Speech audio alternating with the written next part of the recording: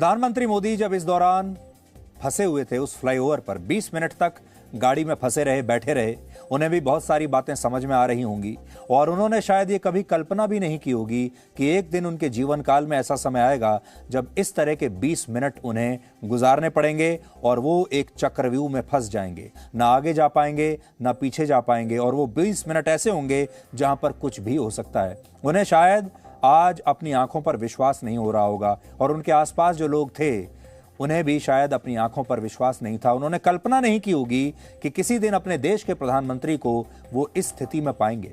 आज जब प्रधानमंत्री मोदी भटिंडा एयरपोर्ट से वापस दिल्ली लौट रहे थे, यानी जब गाड़ी वापस मोड़कर भटिंडा आए, तब उन्होंने एयरपोर्ट पर मौजूद कुछ कर्मचारियों से क्या कहा जानते हैं आप? उन्होंने कहा, अपने मुख्यमंत्री को धन्यवाद देना कि मैं यहां तक जिंदा लौट पाया। प्रधानमंत्री के शब्द हैं, अपने मुख्यमंत्री को धन्यवाद देना कि मैं यहां तक जिंदा लौट पाया। फिरोजपुर से मैं जिंदा लौट पाया भटिंडा तक। चन्नी जी का बहुत बहुत शुक्रिया।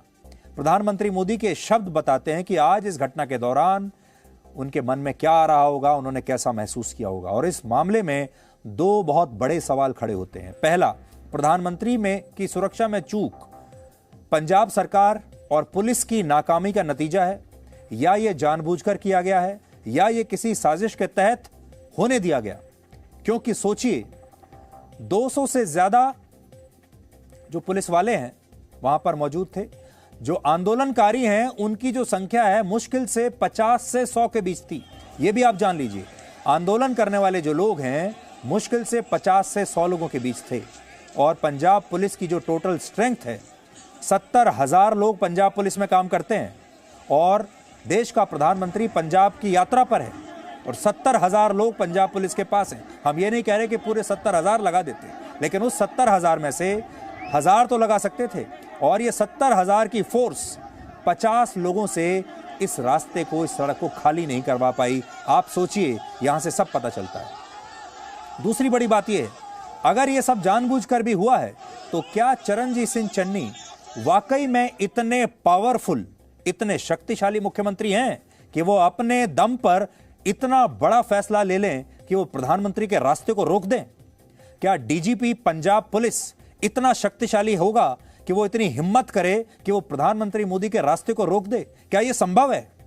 अगर मान लीजिए जानबूझकर भी हुआ है तो क्या आपको ऐसा लगता है कि चन्नी के अंदर इतनी हिम्मत होगी या इतनी शक्ति होगी या डीजीपी पंजाब के अंदर इतनी हिम्मत होगी? इससे ऐसा लगता है ये जो काम हुआ है ये और पीछे से हुआ होगा, क्योंकि चन्नी तो एक रिमोट कंट्रोल है और रिमोट कंट्रोल का बटन किसी और ने दबाया होगा और फिर ये हुआ होगा। इस बारे में और ज्यादा तो क्या कहें, लेकिन ये समझने की बात है, क्योंकि चन्नी अपनी मर्जी से ये कर नहीं सकते। आज एक और बात समझनी जरूरी है कि नरेंद्र मोदी बीजेपी के प्रधानमंत्री नहीं है, वो भारत के प्रधानमंत्री हैं और इस देश के संवैधानिक पद पर बैठे हुए चुने हुए नेता हैं। इस देश के लोगों ने वोट देकर उन्हें प्रधानमंत्री बनाया है।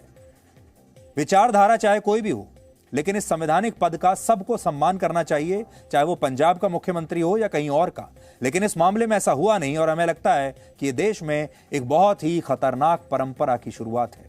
आज जब प्रधानमंत्री की सुरक्षा में ये चूक हुई तो इंडियन यूथ कांग्रेस के अध्यक्ष श्रीनिवास बीवी ने इस पर एक ट्वीट लिखा और सोचिए क्या लिखा। उन्होंने कहा, मोदी जी, हाउस द जोश। सोचिए, जब देश के प्रधानमंत्री की जान को इतना बड़ा खतरा पैदा हो जाए, उस समय कांग्रेस के नेता पूछ रहे हैं हाउस द जोश, यानी एक तरह से इस घटना को सेलिब्रेट कर रहे हैं। यह कांग्रेस का चरित्र है। डॉक्टर अर्चना शर्मा नाम के एक ट्विटर हैंडल से यह लिखा गया कि दलित सीएम चन्नी जी की देन है कि पीएम वापस आ गए। वो देखो क्या लिख रहे हैं, मैं बताता हूं। दलित सीएम चन्नी जी की देन है कि पीएम वापस लौट आए, वरना जनता तो उन्हें चौराहे पर खोज रही थी। ये डॉक्टर अर्चना शर्मा, जो कांग्रेस की एक और नेता हैं, ये लिख रही हैं। वेरीफाइड अकाउंट है।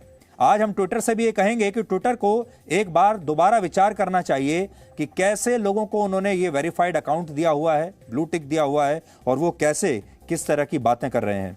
और मैं आपको बताता हूं कि अर्चना शर्मा स्पोक्स पर्सन, मैंने इनका ट्विटर बायो खोला है अपने मोबाइल फोन में। ये डॉक्टर अर्चना शर्मा है स्पोक्स पर्सन कांग्रेस अपने आप को बता रही हैं और इनके 1,22,000 फॉलोअर्स हैं और ये इस तरह की बात लिख रही हैं। राजस्थान कांग्रेस के एक और प्रवक्ता, उनका नाम है डॉक्टर विपिन यादव, उन्होंने प्रधानमंत्री मोदी के कार्यक्रम का पूरा शेड्यूल, जो कि एक सरकारी दस्तावेज है, जो कि प्रधानमंत्री कार्यालय से पंजाब पुलिस को गया होगा, वो पूरा की पूरा डॉक्यूमेंट उन्होंने सोशल मीडिया पर लीक कर दिया और ट्वीट में वो ये लिख रहे हैं कि किसानों पर अत्याचार किया, इसलिए किसानों ने बहिष्कार किया। अब बड़ा सवाल यह है कि प्रधानमंत्री का ये जो कार्यक्रम होता है, ये सरकारी जो दस्तावेज है, डॉक्यूमेंट है, ये गुप्त होता है, किसी को नहीं पता होता इसके बारे में। ये एक कांग्रेस के प्रवक्ता तक कैसे पहुंचा ये डॉक्यूमेंट, और वो प्रवक्ता जो है कांग्रेस का, वो इसे सोशल मीडिया पर पोस्ट भी कर रहा है। तो आप समझ सकते हैं यह भी बड़ा विरोधाभास है कि जो ताकतें पूर्व प्रधानमंत्री इंदिरा गांधी की हत्या के लिए दोषी थी, जिन्होंने इंदिरा गांधी की हत्या की थी, आज कांग्रेस उन्हीं ताकतों का समर्थन कर रही है, उन्हीं खालिस्तानियों का समर्थन कर रही है और उन्हीं के तौर तरीकों का समर्थन कर रही है, बावजूद इसके कि इंदिरा गांधी की जान इन्होंने ही ली थी। इससे आप समझ सकते हैं कि हमारे देश में राजनीति का स्तर कितना गिर चुका है और कई पार्टियां और कई नेता अपने खुद के इतिहास से भी सीखने से इनकार कर रहे हैं। फिरोजपुर में प्रधानमंत्री मोदी का काफिला रोकने वाले लोग अलग अलग किसान संगठनों के बताए जा रहे हैं। ये वही किसान संगठन हैं जो दिसंबर के महीने तक दिल्ली की सीमाओं पर कृषि कानूनों का विरोध कर रहे थे और इस आंदोलन में मौजूद खालिस्तान समर्थित कुछ लोगों ने उस जमाने में प्रधानमंत्री मोदी को जान से मारने की धमकी दी थी। आज आपको नवंबर 2020 का एक वीडियो दिखा रहे हैं जिसमें हम ही से उन्होंने ये कहा था कि जिस तरह इंदिरा गांधी को ठोक दिया, मोदी हमारे सामने क्या चीज है, खुद देखिए आप। कब मीटिंग है? ये अभी 24 तारीख की रखी हुई है ना, 3 दिसंबर को जो मीटिंग रखी। हाँ, तब तक आप यहीं पर रहेंगे? यहीं बैठेंगे। जे उस पर भी कुछ हल ना हुआ, फिर हम बैरिकेड तो क्या, हम तो इनको वैसे ही उड़ा देंगे। ये हम जब उस पे हमारे जो शहीद हुए हैं, आप भी जानते हैं, उधम सिंह वर्ग के कनाडा की धरती पे जाके उनको ठोक सकते हैं गोरे को। ये दिल्ली तो कुछ भी नहीं हमारे पास है, ये तो इतनी का है। ये इंदिरा ठोकती मोदी की शादी में, तो इंदिरा ठोक दी हमने, तो मोदी क्या चीज है। और अब तो मोदी ने कृषि कानूनों को वापस भी ले लिया था, तो सोचा था कि किसान खुश हो गए होंगे, किसान शायद उनका स्वागत करेंगे, लेकिन किसान तो आज भी अपने मन में, ये किसान हैं या आंदोलनकारी हैं या खालिस्तानी हैं कहना मुश्किल है, लेकिन इनके मन में आज भी नफरत कम नहीं हुई है। और जो ये पहले करते आए हैं, जो इंदिरा गांधी के साथ किया, शायद दोबारा वही करना चाहते हैं। जिन ताकतों ने इंदिरा गांधी की हत्या की, वही ताकतें आज मोदी के पीछे हैं। इंदिरा गांधी ने खालिस्तान आंदोलन को खत्म करने के लिए 1984 में ऑपरेशन ब्लू स्टार चलाया था, आपको याद होगा, जिसमें अमृतसर के स्वर्ण मंदिर में छिपे जरनैल सिंह भिंडरवाले और उसके साथियों को मार दिया गया था। और इसके बाद इंदिरा गांधी के ही अंगरक्षकों ने, जो कि पंजाब से थे, उन्होंने इंदिरा गांधी की हत्या कर दी। अपने ही अंगरक्षकों के हाथों वो मारी गई थी। आप सोचिए, ये तस्वीरें याद कर लीजिए। इससे पहले इन्हीं खालिस्तानी ताकतों ने 1983 में पंजाब पुलिस के डीआईजी एएस अटवाल को भी स्वर्ण मंदिर की सीढ़ियों पर मार दिया था और पंजाब के पूर्व मुख्यमंत्री बेअंत सिंह को भी 1995 में ऐसे ही कार धमाके में उनकी हत्या की थी। किसान आंदोलन के बाद ये ताकतें अब फिर से सक्रिय हो गई हैं।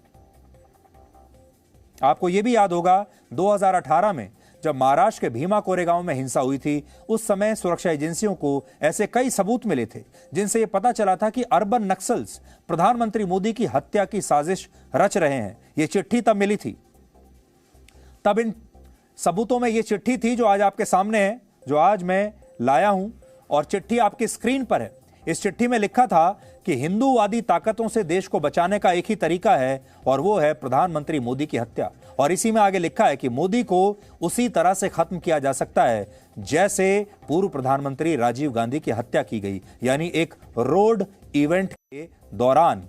यहां पर ये उन्होंने लिखा है, देखिए फिर से आप इसको पढ़िए ध्यान से। इसमें लिखा है, We are thinking along the lines of another Rajiv Gandhi type incident. It sounds suicidal and there is a good chance that we might fail, but we feel that the party must deliberate over the proposal. Targeting his road shows could be an effective strategy. साफ साफ तो लिखा है इसमें, साफ लिखा है, देखिए कि मोदी के रोड शोज को अगर हम अपना निशाना बनाएं तो राजीव गांधी की ही तरह मोदी की हत्या भी की जा सकती है। और इसे आप एक संयोग मानेंगे या साजिश मानेंगे कि आज प्रधानमंत्री मोदी की सुरक्षा एक रोड इवेंट के दौरान ही हुई है, बिल्कुल वैसे ही हुई है। राजीव गांधी की हत्या कैसे हुई थी आप सब जानते हैं।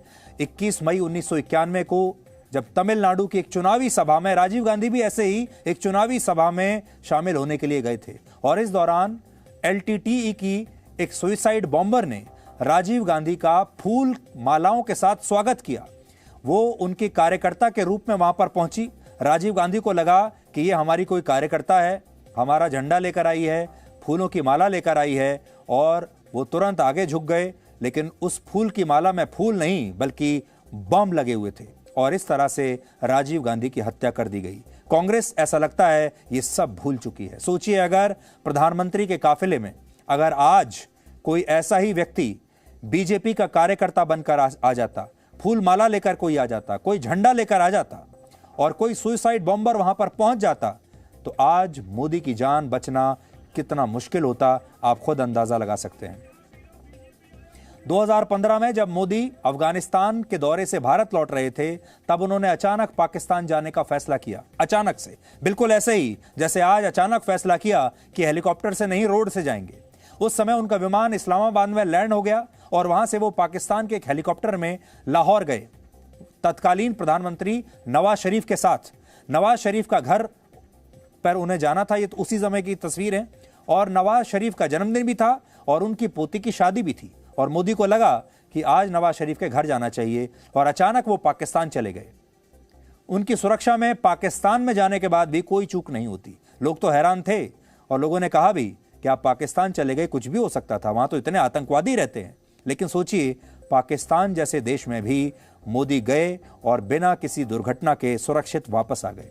लेकिन हमारे देश में एक राज्य में, पंजाब जैसे राज्य में वो जाते हैं और उनका सुरक्षा तंत्र पूरी तरह से फेल हो जाता है। मुख्यमंत्री जिम्मेदारी लेने से इनकार कर देता है, पंजाब पुलिस जिम्मेदारी लेने से इनकार कर देती है।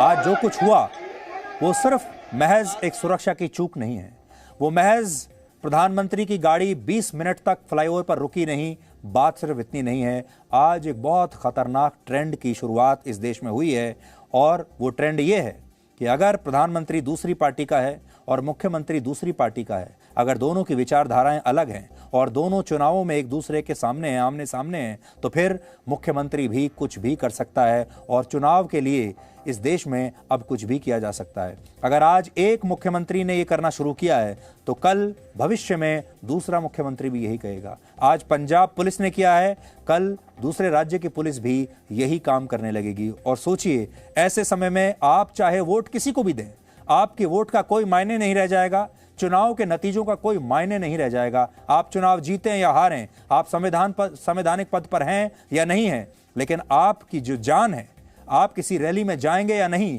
इस बात का फैसला वहां की लोकल पुलिस करने लगेगी। आप जिंदा भी रहेंगे या नहीं, इस बात का फैसला मुख्यमंत्री करने लगेंगे या लोकल पुलिस करने लगेगी। इसलिए इसे महज एक छोटी घटना समझकर भूल मत जाइएगा। यह भारत के इतिहास में एक बहुत बड़ी घटना हुई है और इससे भारत का लोकतांत्रिक भविष्य जो है वो खतरे में आ सकता है।